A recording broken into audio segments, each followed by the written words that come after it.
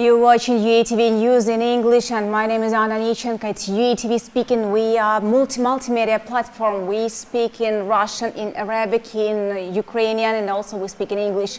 We work to tell truth about real situation in Ukraine and about invasion, Russian invasion and occupation of Ukraine.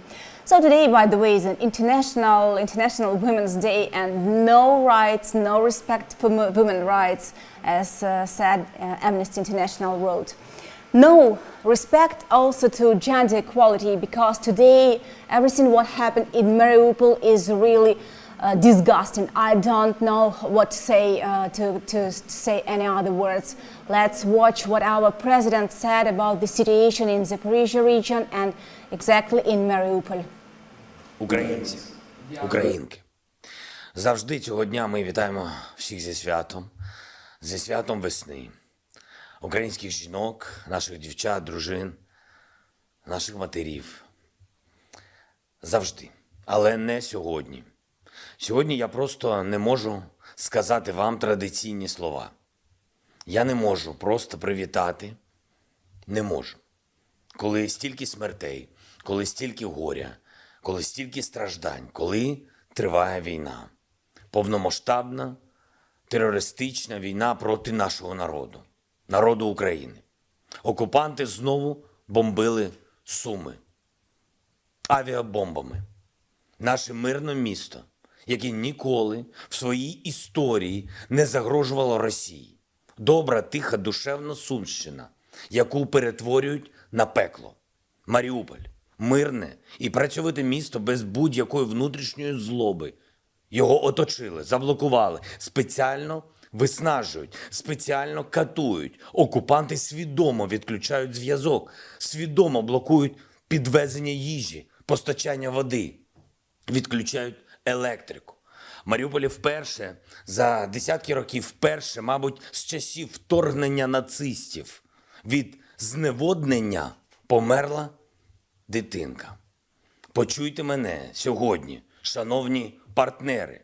Від зневоднення померла дитина у 2022 році. Ми боремось вже 13-й день. Знищуємо окупантів всюди, де можемо, всюди, але є небо. Сотні російських крилатих ракет, сотні бойових літаків окупантів, сотні гвинтокрилів. Так, ми їх знищуємо. Росія за минулі 30 років не втратила стільки авіаційної техніки, скільки за ці 13 днів в Україні. Але у них ще достатньо машин для вбивства, ще достатньо ракет для терору, ще достатньо 500-кілограмових бомб, щоб скидати їх на нас. Child was dead, died because of dehydration in Mariupol. Just imagine, 6-year-old. It's war, it's Russian occupation. And now we have online Diana Berg, and she's local from Mariupol, and she saw everything by her own eyes. Diana, what you see, describe the situation, what you need now there in the city. In Mariupol now, because it's obviously you will not be able to get through to anyone there, because for the last week, more than a week, there is no network, no connection, no mobile, nothing, no total informational blockade. What this means, it means that you get news only when you hear the shelling, which is constant, brutal, and non-stop. And when you hear the direction, and if it's on the right, the bomb fell, you see that, okay, it's my sister that lives there. And if it's on the left, then it's maybe your granny. That's how people orient in the world. Total informational blockade. You don't know what's happening in the world, in the country, in Ukraine, or in your own city, because it's really scary to even go out on the street. So people just go to take the line for drinking water or to get some food supplies. That's how it was 4 days ago when I was there. Now there is no, as far as I know, for the bits of information I get, there is no food in shops. People manage to somehow eat what they have so far, and it's like really, really going short. The same goes for water. And at the same time, there is no heating, no, I know it sounds crazy. It sounds like survival horror, but it's really like that. I've been in that blockade for 3 days, for 8 days of the invasion and 3 days of blockade. And there is no light, no electricity. The city is totally black. You just don't see nothing. It's very scary. You cannot charge nothing. It's very cold. Heating is off. Water, there is no water. And 2 days ago, the gas was cut off as well by Russians. So can you imagine this nightmare? I swear no one imagines how it feels, how it looks, and how long these people who are left behind will be able to survive in their basements, in their cold, dark basements under the constant bombs, and not even understanding what is going on and whether Ukraine is coming for them, or whether Ukraine is going to provide some aid, some first aid goods, while there is no way to go out, to go in or go out, because it's a total blockade. Of course, our militaries are standing and they're defending. They are really, really up-spirited, and they are angels of Mariupol, actually, because they do not let Russians to go inside. But these Russian troops surround us, and they just shield it. So this is the sky which gives us the most devastating atrocities. So bombs fall from the sky, and it's not war. It's just genocide of the city, which was the symbol of resistance from 2014, for the civilian city, for civilians. In the city, which was the sign of resistance of this war, which started back very long time ago, back in 2014. And this is my second time I escaped from my hometown, because I'm from Donetsk originally, and it's really, really, really painful to lose it and to see what is. I just cannot see these footages, because it's just unbelievable, and people are dying and corridors are not being secured.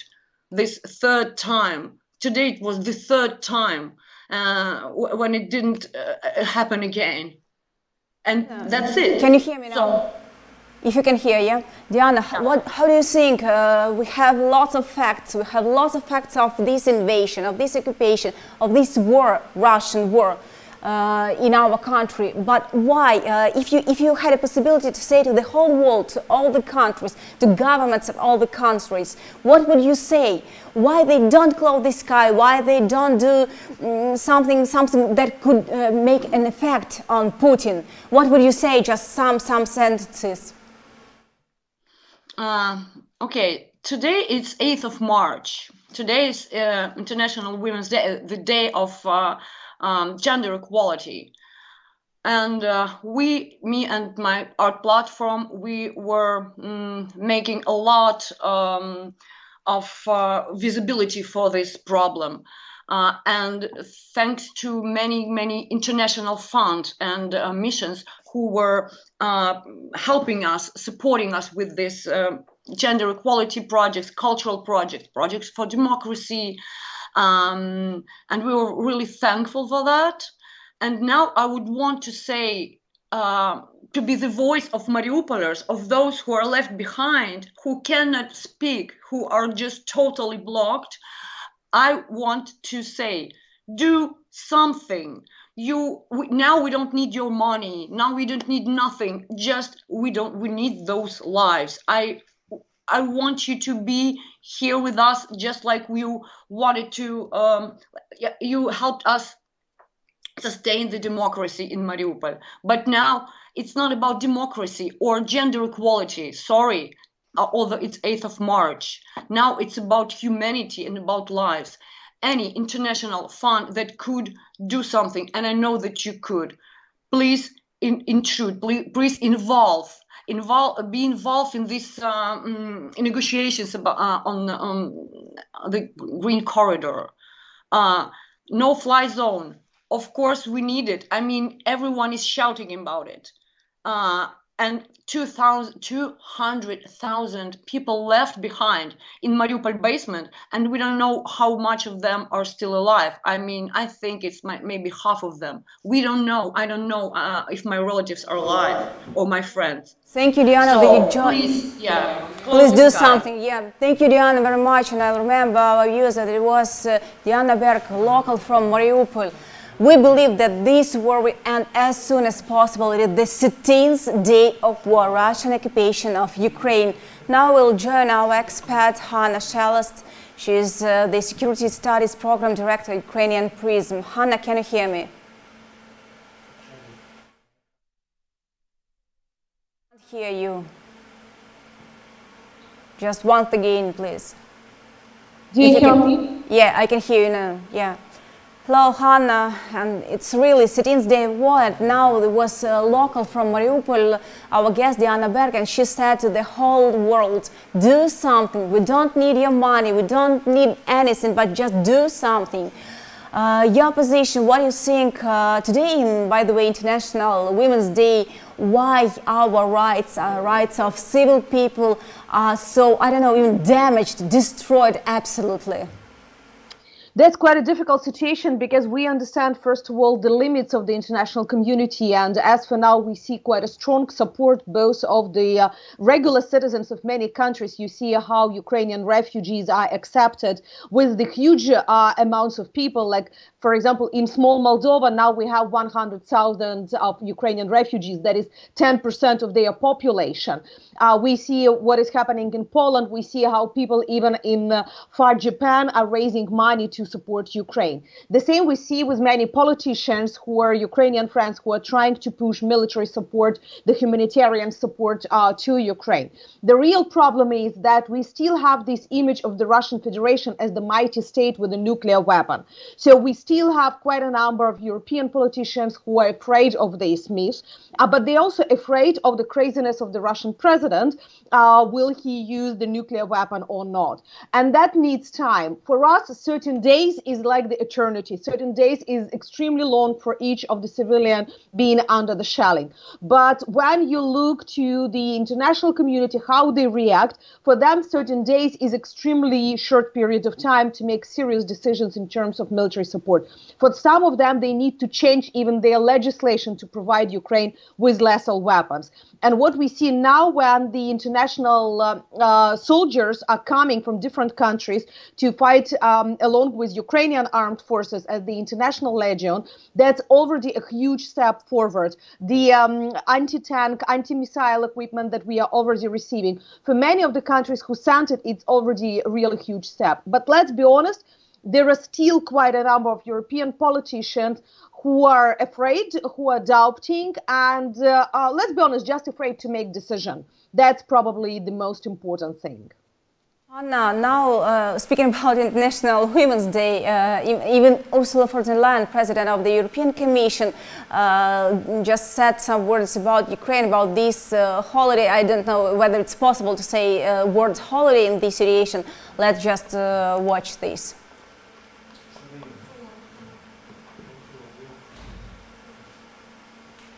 On this Women's Day, my heart goes out to all Ukrainian women standing for freedom, fighting on the front line, protecting their loved ones. The European Union is with you. Ursula von der Leyen, President of the European Commission.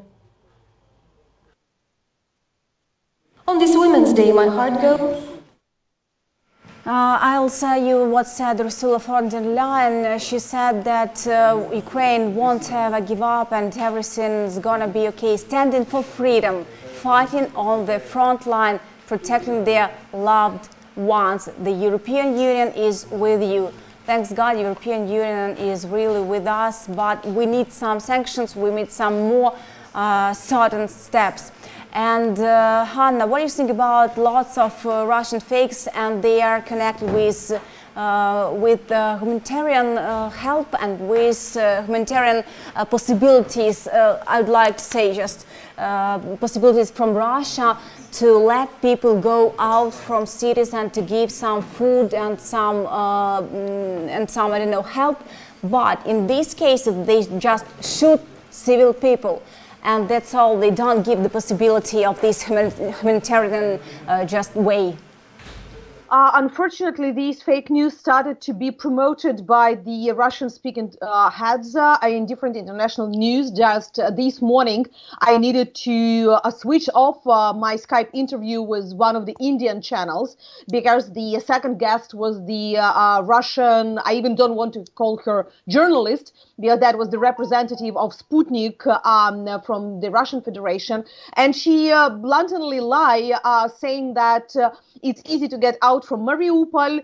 People are getting support at the outskirts from the Russian soldiers, and that we have plenty of videos about it in the Russian media. The only thing I could say that Russian movie industry is probably working well, that you can make these fake propaganda videos to show in your networks, because all other international journalists who are currently in Ukraine reporting completely different situation. So it seems to me that now definitely Russia is trying to do very important from their side thing. They understand that they cannot get Ukraine by force.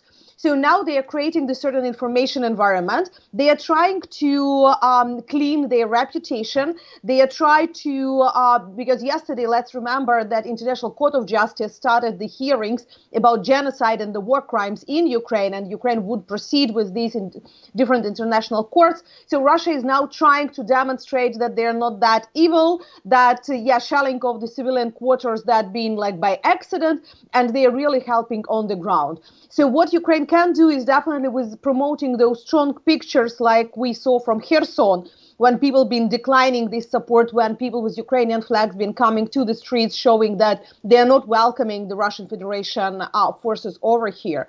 But at the same time, that's really probably the responsibility of the international media not to allow such speakers of the Russian Federation to be present in their TV shows to promote the lie. And that's, as for now, not only responsibility of Ukraine, but responsibility of those who are inviting these guests to the studios. It was Hanna Shelest, the Secretary of Studies Program Director, Ukrainian Prism. What's going on now and what's going on in all our cities and what's Russian position now on the 16th day of war? Let's watch in our material. The Russian government has approved a list of countries that the Kremlin believes are hostile to Russia. The list includes the EU countries, Australia, the United Kingdom, Iceland, Canada, Liechtenstein, Monaco, New Zealand, Norway, South Korea, San Marino, Singapore, the United States, Taiwan, Montenegro, Switzerland, Japan, and Ukraine. All because most of these countries imposed sanctions on Russia after its brutal attack on Ukraine. On February 24th, in the morning, Russian missiles began shelling Ukrainian military sites and peaceful cities. Russia launched Iskander and Caliber missiles. They flew from different directions, from Russia, Belarus, temporarily occupied Donbass, and Crimea. Iskander complexes are called Russia's main weapon to deter NATO forces.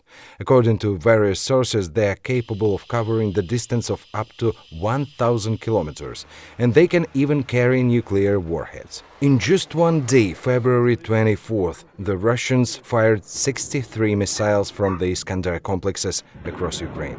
On the same day, the Kremlin struck with 12 Caliber cruise missiles. They are maneuverable and are able to fly at low altitudes. This makes it difficult for air defense systems to bring them down. Caliber missiles were developed for ships and submarines. However, later they started launching them from aircrafts and ground installations, also from Iskanders. Caliber missiles can hit targets at a distance of up to 2,500 kilometers. They were first used in 2015 against the rebels in Syria, and already in 2022 they were launched towards peaceful Ukrainian cities. Such a missile hit the Kharkiv Regional State Administration. Such a rocket hit the Kiev TV tower. According to the Ukrainian Armed Forces General Staff, on March 1st, 16 air-to-ground missiles were fired at the city of Kharkiv from the Tu-22M3 strategic bomber. The plane didn't cross the Ukrainian border. They launched missiles from Russian territory. To protect cities from airstrikes, Ukrainian authorities are asking the West to close the skies. Я звернувся про закриття неба, я звернувся до президента Байдена, я звертався до, мені здається, і до Шольца, Макрона. However, NATO and the EU are not doing this because they say it may lead to another escalation and drag them into conflict. Instead, they are giving weapons to Ukraine. Iskander missile system strikes at a distance of up to 1,000 kilometers. Caliber cruise missile can fly up to 2,500 kilometers. And now let's take a look at the map. Here is the Russian city of Pskov in the west. From there, a straight line to the Lithuanian Vilnius is 387 kilometers long. To Tallinn in Estonia, 280 kilometers. To Riga in Latvia, 274 kilometers. To Warsaw in Poland, 779 kilometers. Potentially, each of these cities could be hit by Russian missiles, and the cruise caliber, and those who launch Iskander. Russian missiles were also launched at Ukraine from Belarus, where the Federation had deployed before the invasion. And if the Kremlin decides to attack further, its missiles, hypothetically, could fly to Europe from the town of Brest, which is one de jure Belarusian. Look at the map. This is the town near the Polish border, only 200 kilometers away from Warsaw, 700 kilometers from German Berlin, and little less from Prague in the Czech Republic and Vienna in Austria. Will Putin dare to attack NATO countries, especially given what Russia already said? Dozens of countries are not friendly to the Federation. The alliance continues seem to hope for collective security, but those who are closer to Russia and Belarus understand that they may be the first to take a blow. And considering negotiations, Putin lies every day. He lies even in the way he lies, recording fake videos. The Russian government has approved that While world and Europe tells other people about protecting different values of life and etc., Ukraine really protects these values. Our values of Europe and values of the whole world. About this told our President Volodymyr Zelensky in the interview to the ABC News. Let's watch.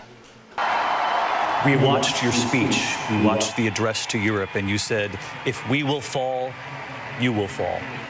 What did you mean by that? I think Ukrainians are protecting the values that are shared by all modern people, not only the young population, but all the people who enjoy their lives. And we have the right for that. We are protecting the values that are shared by everyone, no matter what language you speak or where you live. And we are protecting those values today. And I know that if you allow Russian army to destroy these values, this will be the end, because Ukrainians are bearing those values, and Europeans as well. But it is Ukrainian people who is going through this test. That is why you should help us, because all of our people is the army of Europe now. This is why the whole world needs to help Ukraine to protect freedom, to protect the main values of Europe and of the whole world. Our new expert joined our program. It is Peter Dickinson, the publisher of Business Ukraine magazine and Lviv Today. Peter, can you hear me now? Yes, I hear you loud and clear. Hello. Peter, we are now online on air. It's UATV in English, and we broadcast to the whole world to tell the truth about war in Ukraine and about the 13th day of this war. What do you think now? USA, for example, I don't know, different countries that really have value in this world need to do. And today we are waiting for a briefing of Biden. I suppose he will say about some more certain steps. What's your prognosis? Well, we expect the Americans to announce new sanctions on Russian energy supplies, Russian exports. It's not clear whether there will be sanctions on gas and oil or just on oil, on petrol, as it were. But we expect them to be a significant toughening of the current sanctions. And we expect this to be by far not the final step, but a strong message to Russia that things will get a lot tougher for them unless they step back from Ukraine and rethink the ongoing invasion, and especially the human rights abuses, the crimes against humanity that Russia is now committing in Ukraine. So the Americans appear to be ready to take new sanction steps and to accept a significant cost there. This is expected to force petrol prices to rise significantly globally and especially in America. So this will be a very politically unpopular decision by the Biden administration. So they're taking a significant gamble here, and they're showing that they're prepared to pay political costs to stop Putin. Where you now, what you know about real situation in Ukraine, maybe your friends, relatives, about different cities, life of the cities now in Ukraine? Well, I with my family have now moved out of Ukraine. We've just recently moved to Hungary for safety reasons. There's a large Ukrainian community here now. We've met a lot of Ukrainians during our travels. We're still in touch, of course, with our family and friends back in Ukraine, in different parts of the country. We are watching events very closely, and of course, all of the cities, all of the fronts are crucial. But in my opinion, yeah. Yes, in my opinion, the key front is Kiev still. The most important front is what's happening in and around Kiev. I think this is the decisive front in terms of Russia's invasion. They have to take Kiev. And at this stage, they don't seem to be making much progress. I'm sorry, I need to interrupt you because you told exactly about Biden's sanctions. Now in briefing, he just said that he will forbid import of Russian, all the barrels and all the gas, and it will be the more important for economy of Russia. Will it kill the economy of Russia? What do you think? Well, America is not the primary market for Russian energy. It's a significant market, but not the primary market. The primary market is Europe. So really all eyes are now on the European Union, whether they will follow suit, whether they will also impose sanctions measures similar to this. At this stage, the indications have been no, but there are different messages coming out of Europe at the moment. It seems at this stage, Germany is the main country that is saying, no, we shouldn't place sanctions on energy because of the harm that will do to the German economy and to German consumers, to the German public. But that could change. Opinion is very strong now. There is widespread international opposition to what Putin is doing in Ukraine. And things that were unthinkable just a few weeks ago are now on the table. So I think America's sanctions are significant. They send a very strong message to the Kremlin, but they are themselves not decisive. The decisive step will be if the EU, and in particular Germany, says we are stopping to import energy from Russia. I have one more question, and telling that officially Biden declared state embargo on the import of the Russian oil and gas. Meanwhile, we have a humanitarian catastrophe. About this said our president, Ukrainian President Volodymyr Zelensky, and about this said the Minister for Integration of the temporarily occupied territories. Let's watch. Just be online, Peter, please. Шановні українці, сьогодні Dear Ukrainians, a humanitarian corridor for the city of Sumy should be launched today. This fact was officially agreed by the Russian Ministry of Defense in a corresponding letter to the International Committee of the Red Cross. The Red Cross and us, as the party with whom the opening of the humanitarian corridor has been agreed, both have documented evidence. There is only one route for the humanitarian corridor to evacuate people – Sumy, Голубівка, Лохвиця, Лубни, Poltava. інші маршрути не погоджувались. No other routes have been agreed upon.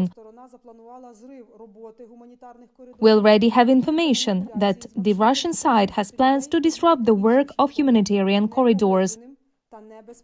Manipulations with the route are being prepared to force people to take another route, uncoordinated and dangerous.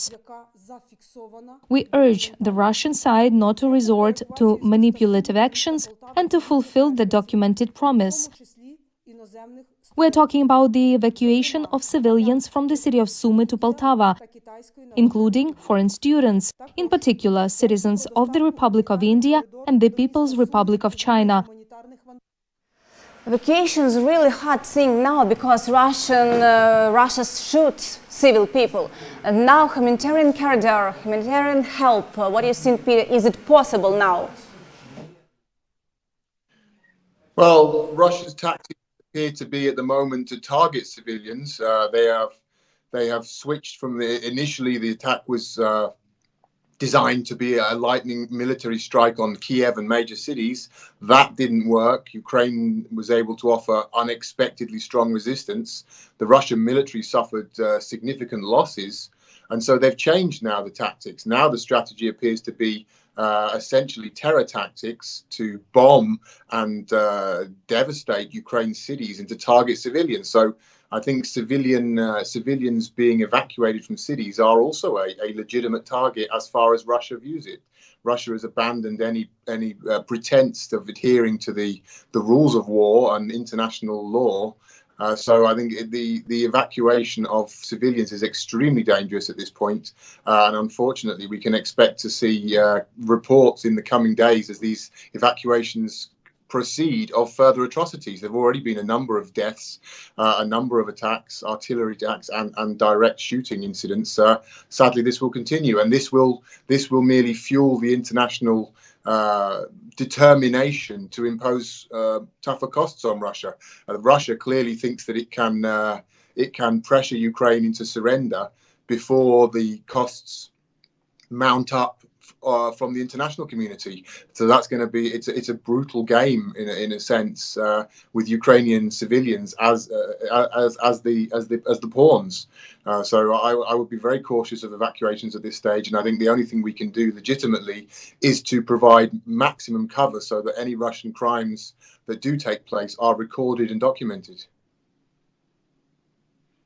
Even Ursula von der Leyen, even whole Europe says about holidays, International Women's Day, and let's watch what she said.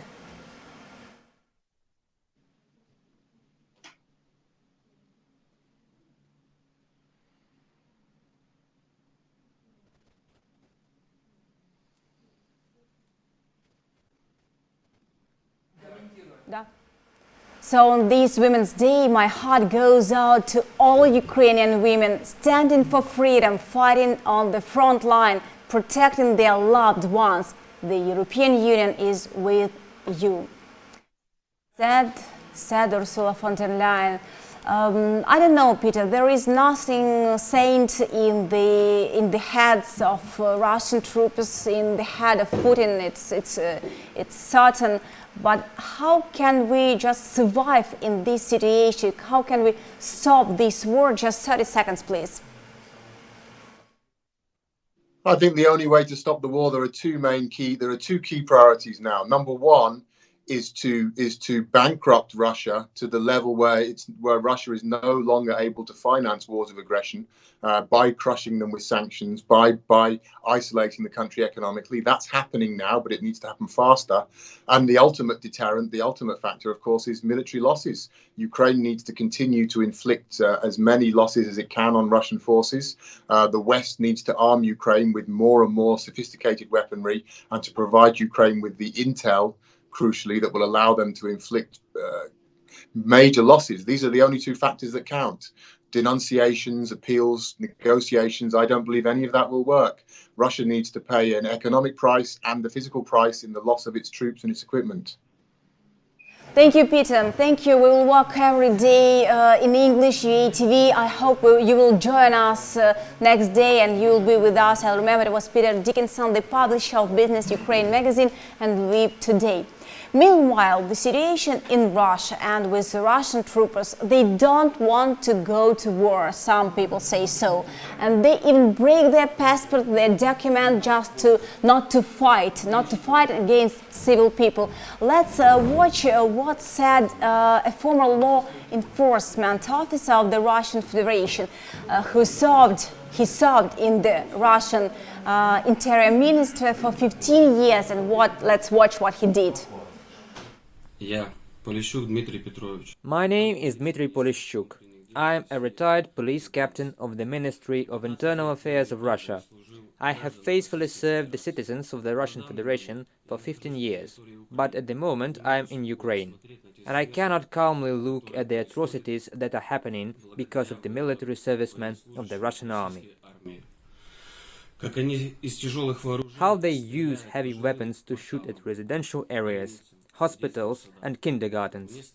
I am ashamed to have something in common with the Russian military. Putin, who gives such orders, is a terrorist, and he must be brought to the International Military Tribunal. I do not want to have anything in common with the police of the Russian Federation. This is my pension certificate for an internal affairs officer.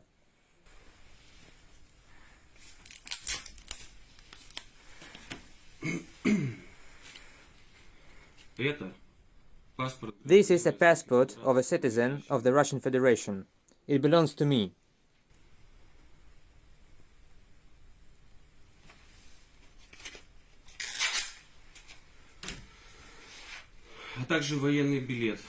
And also here is a military ID, which as well belongs to me.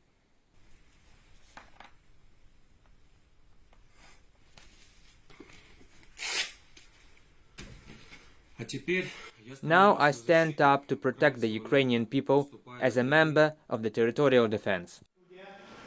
Not all the Russians want to go to this war. They want to save their lives, they want to save their families, and they don't want to fight in civil people, because it's not only militaries die here, because don't believe Russian TV, don't watch Russian news, because they are telling you lie.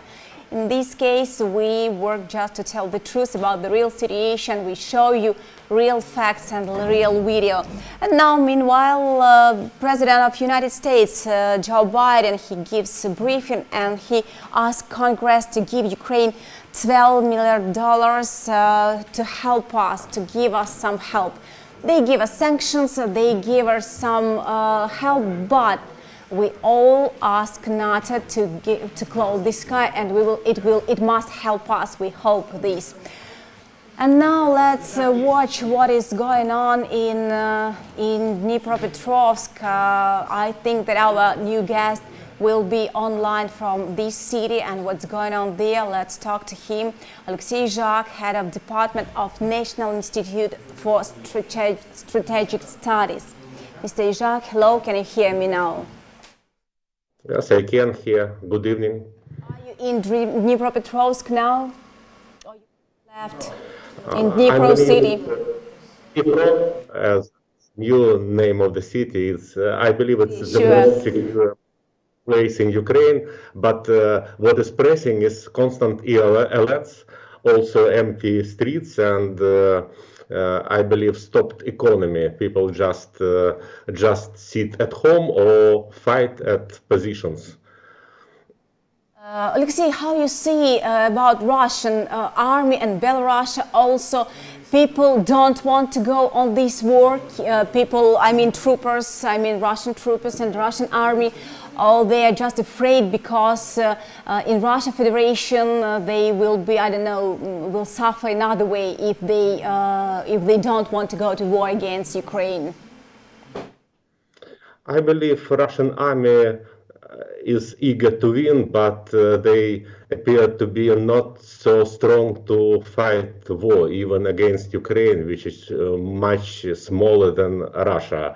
But what is now, I'm sure that that mass mobilization in Russia would not be popular among population.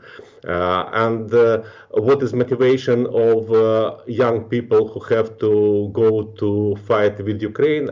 I believe this motivation is low. Still, they have an order. They have an order to kill, to destroy, and to eliminate Ukraine. So the war is going on.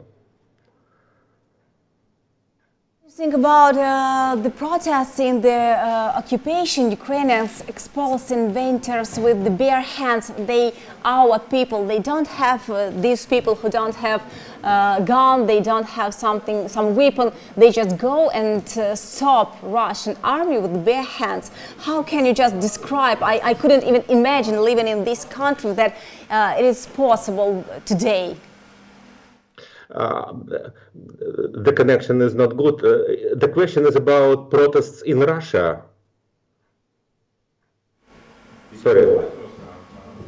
I mean protests in Russia, and I mean that our Ukrainian civil people stop Russian army with their hands without some weapon, and they are ready to go to protect their country. So two positions. Let's describe two positions: Russia and protests against war, and Ukraine and ability of Ukrainians to protect their country without even weapon. It is hard to be in war and remain human and remain some sympathy to Russian as a nation. It's really difficult because after a week of war and more about 2 weeks of war, we become just people in war who hate our enemy. But I have to accept that these people in Russia who go into protest under severe repression, they are brave people, and they are not as brave as we here in Ukraine. It's obvious. We don't fear Putin with his weapons, but they have signs to be brave and to be maybe future partner for restoring relations somewhere in future. I don't think it would be in some 2 or 3 years, but maybe after 10 years, these people may restore relations with Ukraine after the war is ended, and Ukraine would win this war. Just reading some news and really shocks. 3 employees of an orphanage were killed in Mykolaiv region during the shelling attack on the minibus marked with red crosses. With red crosses, though it's humanitarian carriers, it's civil people, and it's really horror. It's really genocide. And also one more question I have to you about situation in temporary occupied territories. There nobody wants to go to the military enlistment office here, and they say that we don't go to just fight against our people, against Ukrainians. And what do you think, what will be situation like in temporary occupied territory now? I again missed part of question. It's about Red Cross and its action in occupied territory or something else. Red Cross and shooting the civil bus, and also about the situation now on occupied territories when people don't want to go to war and don't go to fight against Ukraine, and some of people on temporary occupied territories, I mean. Well, I believe Red Cross is not active enough in this war because it's obligation of Red Cross to act in zone of conflict and to save severe life and to observe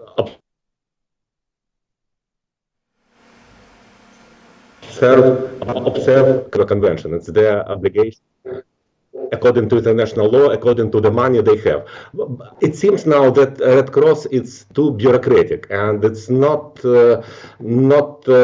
prompt to react to the situation. And I heard from our president that they even prohibit Ukraine to use Red Cross on our convoys who move people from siege towns.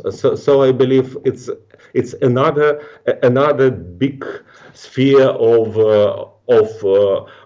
international activity to pay attention to the work of international humanitarian organization. They have to be more active and they have to provide food and necessary needs of occupied population, and they also have to protect our people who move to the west to have more secure place to live, at least for this time of conflict. Question about U.S. reaction. Now, President of USA, Joe Biden, is online. He has a briefing, and he said that officially U.S. will declare a state embargo on the import of the Russian oil and gas. Will it help to stop Russia or not enough? It will help, but it's not enough. Certainly, it's not enough because policy of our partners, and we can understand them, their policy is to localize this war in Ukraine, not to allow Russia to propagate war, to enlarge this war to other countries. So on the field and in the air, we have to fight ourselves. Of course, with help of Western weapons, with NATO weapons, and it's great help, really great help. But what is enough to make Ukraine winner in this war and saver of the global situation with security is to provide Ukraine with some more military assistance, if not no-fly zone over Ukraine, but maybe no-fly zone and or maybe air protection for humanitarian flights to Ukraine and humanitarians moving in western part of Ukraine. Thank you, Alexei. Thank you, Alexei. They joined us. Alexei Jacques, head of department at National Institute for Strategic Studies.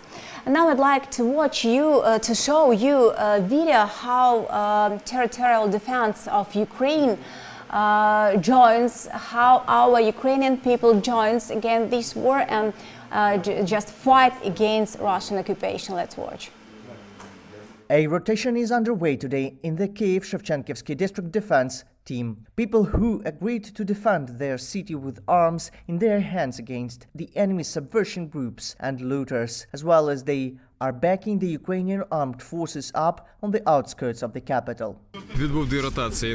I was on 1 or 2 rotations in the anti-terrorist operation in Donbass, so as a person with skills I just couldn't stay away. In the first days I was busy making my relatives safe, and then I came here. This is already the second headquarters I applied to, because the first one wasn't doing so well. That's why I'm here. I'm a graduate student and I'm also working. I can't sit at home either. I will also have children once and I want them to live in a free Ukraine. Both men and women join the army, both with and without combat experience. They say the main thing now is to protect your country from the Russian invasion. My degree is economics. I followed my husband. I just followed my husband because I couldn't leave him. He's an IT specialist and he doesn't have any combat experience either. And the baby was brought to my father's place to be safe. Those who has never held a gun in their life receive training. There is also a volunteer station at the base where everyone who cares brings clothes, hygiene products and tools. Such a community group of volunteers is formed here. It provides the basic things of everyday life. With the help of our citizens who bring their own things, warm clothes, socks, underwear, blankets and sleeping bags. It all gets distributed where people really need it. Here we just sort it out and then give it away according to needs. There are a lot of people coming in. While the access exercises are going on, they can say, guys, we need to unload the car. And everyone comes to unload the truck. They bring a lot of stuff here. I understand that in Kherson or Mariupol cities it would be more necessary. Here so far there is enough, and it seems to me even a little bit more than necessary. People also share their medicines. They give literally everything they have in their home first aid kits, but still not enough bandages, dressings, blood-stopping devices, the most necessary. Now there are enough volunteers. Some came straight from the beginning of the war and didn't come home. I understand that human resources are not endless, so volunteers are always welcome to make at least a rotation of people. The surplus of medicine, clothes, in particular children's one, are distributed to hospitals, birth centers, and distributed to those in need. People are found through social networks. A lunch room has also been set up at the point. Cafes and restaurants all over the Kiev offer their services so that the unit members don't stay hungry. This is our ration: salad, cheese, meat, even pancakes with salmon. Even despite the difficult situation, you can rarely find a person without a smile on his face here. People are excited and confident that this will be the last war and victorious, after which there will be a long-awaited peace. We want very much freedom and will for our country to be free and democratic and beautiful. We will arrange it, we will rebuild it for our children who will live in the most beautiful country ever possible. Reported by Vasil Panasyuk for UATV News. These were the members of territorial defense. We protect our country. We don't want this war. Russia wants this war, and we're trying just to protect our people, our civil people, our peaceful country. What's going on now on the western part of Ukraine? Also, let's watch video.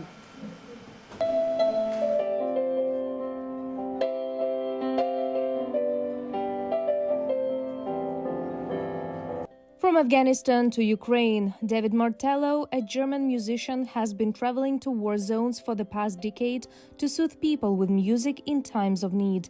He always carries his instrument with him. Today, he came to Lviv to support people forced to leave their country because of the war with the help of music.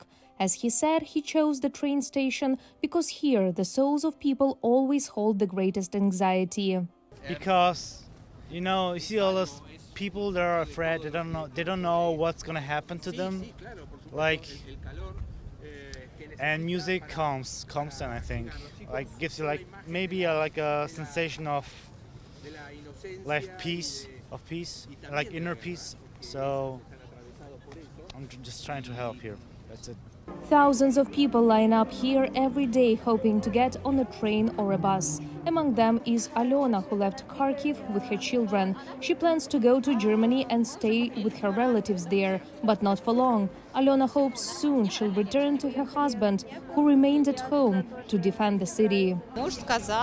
Husband, children should not remain under the airstrikes without a choice, without an option. It was necessary to take the children away from there. People of Lviv, thank you very much. We have found our third wind here. The fighting spirit could be felt here, and we think that each city has its own mission in this whole situation, and we are very grateful to Lviv. Volunteers, together with the State Emergency Service, set up 10 tents in which they provide refugees from different parts of Ukraine with necessary assistance. Right now we are in the square in front of the Lviv railway station. We have Red Cross tents, humanitarian aid. If you look here, we have tents for women who can feed their children, sit down and rest. There are tents for men if you need a hygiene stop, change clothes or else. We have campfire where people can keep warm. Lviv residents bring here hundreds of kilos of cooked food daily. It is being distributed then by volunteers to those in need. Food is being distributed separately for children and adults. I stand in the kitchen, handing sandwiches, borscht, dumpling, coffee and cookies to children and women. When the train arrives, there are a lot of people and they all come down here and they are very grateful that we are handing out food for free. They don't forget about the animals at the station too. Dennis collects food for dogs, cats and even hamsters. Animals are family members. People do not throw them away, they take them alone. I understand them very well, because I also have animals, cats and dogs. Volunteers bring us huge packs of food. We break it down into smaller portions for convenience. People ask a lot. We also make boxes to transport small dogs and cats. According to official data, more than 110,000 people came to Lviv region since the beginning of Russia's full-scale invasion of Ukraine. More than 1,000 children were brought here from orphanages, boarding schools and special institutions from different regions. About 30,000 people arrive at the station every day trying to go abroad. Day by day, the number of people is not decreasing. Julia Bil, Vadim Dmitriev, Lviv, Ukrainian News. And the President of the United States of America, Joe Biden, gave a briefing. He said lots of things that we Ukrainians suppose will help us to stop Russia. And one of these is that Biden said the decision to ban Russian oil imports was taken in close consultation with allies. And speaking at the White House, the president says he expects gas prices to rise following the move, but urges oil firms not to engage in excessive price hikes. And he said there will be cost as well here in the United States, but says that it is the price to pay for defending freedom, It's really important.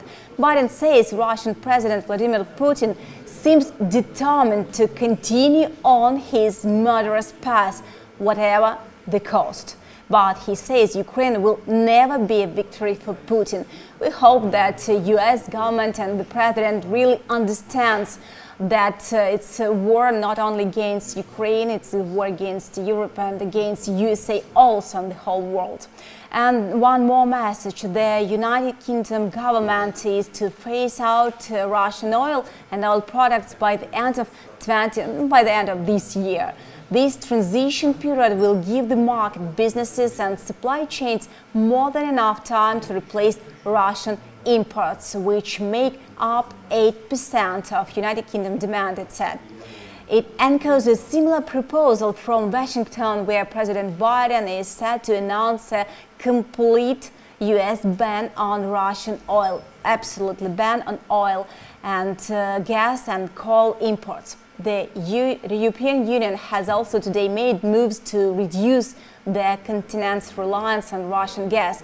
Then it aims to cut its demand by 2/3 by the end of the year. This year, I suppose these sanctions, this kind of sanctions really act and really have some values. The UK is less reliant on Russian fossils fluent than many European countries, but Russian supplies still make up 8% of overall imports in the United Kingdom, and 18% of United Kingdom diesel comes from Russia.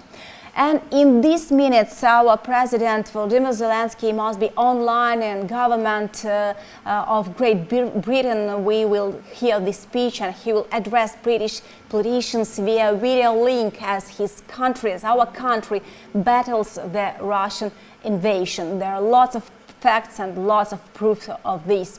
Zelensky's speech will be broadcast to Prime Minister in the Commons just in this right now, right in these minutes. He will be the first foreign leader to address Prime Minister in the House of Commons chamber. MPs will be able to follow the live translation over special headphones. Members of the House of Lords are also expected to watch Zelensky's statement from the public gallery. After Zelensky's speech, British Prime Minister Boris Johnson and Labour leader Sir Keir Starmer will also respond and will also wait for this briefing and will watch the speech of Volodymyr Zelensky. So it was the 17th day of war, and it was UATV in English, and we are a multimedia platform, and there are lots of platforms, digital platforms, where you can join and watch us online and watch the real truth about situation in Ukraine, about occupation and invasion of Russian invasion of Ukraine. So see you tomorrow, and this day will be online. My colleagues, it's Alexey Matsuka, it's Denis Pahila. He will be online. They will speak in Russian to give you the full information about the situation in Ukraine. See you tomorrow.